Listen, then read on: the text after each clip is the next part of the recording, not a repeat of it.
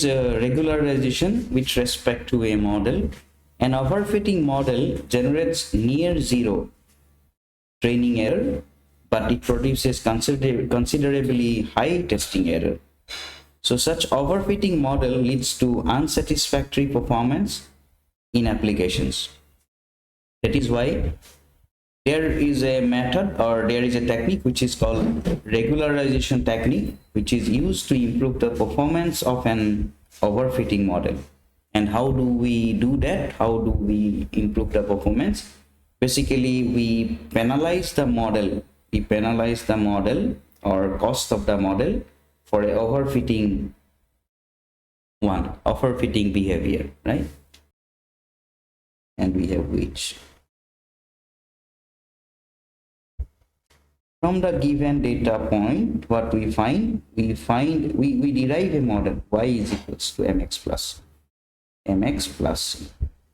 And the data set is divided into two parts. The first part is called the training data set, and second part is called the testing data set. We derived the equation y equals to mx plus c from the training data set after designing the, this is y, say this is y, this is x. And after designing the model, we again apply the equation. We put the values of x in this equation and we try to find out the y, and that is called y prediction or y predicted. And the y predicted for the training data set is called the predicted value for training, and for other set these predicted values are called the predicted values for testing. Now from this predicted value we compute y minus y predicted, which gives you error. And for all the data points which is used in the training process, y minus y predicted, which is an error, it is called training error. And for all the data points used in the testing phase, we use whatever the value we get, y minus y bar, that is called testing error. Now when we sum up all the training and testing errors, if I write y minus y hat square sometimes, or simply this one is also okay, then in that case we have to take the absolute value. And if I take the absolute value of all the errors, then we get this one. It is called the sum of errors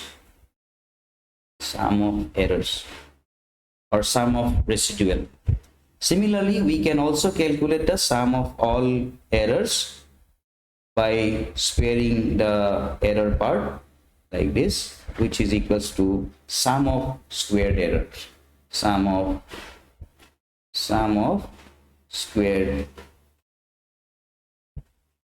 errors, right? Sum of squared errors. Either of this one or this one, this is considered as cost of the model.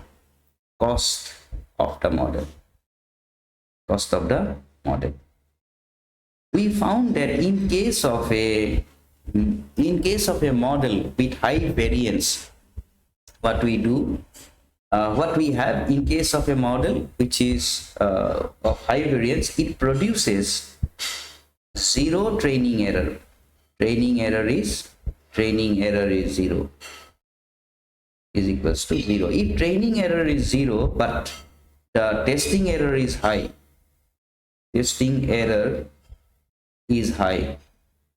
then this model is called a overfit model. Now in order to bring this overfit model into a balanced fit model, what we do with this cost which is defined or which is found during the training phase, this is, if I suppose that this is the training cost, TC, cost of training, okay, and or cost function for the model, then what we can do, we can write down here cost is equals to, say, sum of absolute values of y minus y bar. This is one cost function for the model that we have designed. Now we are talking about the regularization. Regularization means that if I want to convert this model into a balanced fit model, we have to make this training error not zero, a bit more than zero. That means in case of a balanced model, we know that the both training and testing errors are not equals to zero. Not equals to zero. However, the errors are acceptable. That is, the difference between training error and testing error is not very high. So what we do in order to do the model, in order to convert the overfitting model into a acceptable model or balanced model, what we do, we penalize the cost function.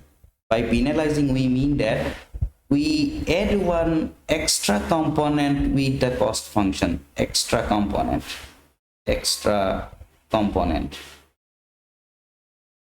with the cost function of the model. This extra cost, since we are adding, this is called penalizing the model, or penalizing the cost, So if I add this term here, then certainly the error, or because the testing error, if the training error, if I add this value here, this is 0 plus some value, positive value, and certainly this will not be 0. If it is not 0, that means this model is not an overfitting model, because training error is not 0. So this term, which is added with the cost function, based on that, or this addition of this term, the base function, makes sure that this training error is not 0. If training error is not 0, then this model, actually this is called, we have regularized the model. That is called regularization of the model. Now the question is how to calculate this component, how to derive this component, or how to calculate this component in order to add after the cost model. That is one important issue. So based on the way we derive this term, we have several types of regularization techniques. So that we will discuss in a very short while. So what we have understood is, in order to regularize a model, we add some penalty time at the end of the cost function. And one of the cost function that we derive with any machine learning model is called absolute error, or say residual sum of squares. These are two methods that we consider as a cost function for linear regression model. What we need to do, we have to find a term. We need to find a term to add after the cost model, so that it will make the training error greater than 0. And finding out this term is important factor, and we have to do certain calculations in order to find a term to be added after the cost function. When we evaluate a model, basically we are interested in finding the equation y equals to a0 plus a1 x1 plus a2 x2 plus a3 x3. If I consider x1 x2 x3, these are called predictors. We take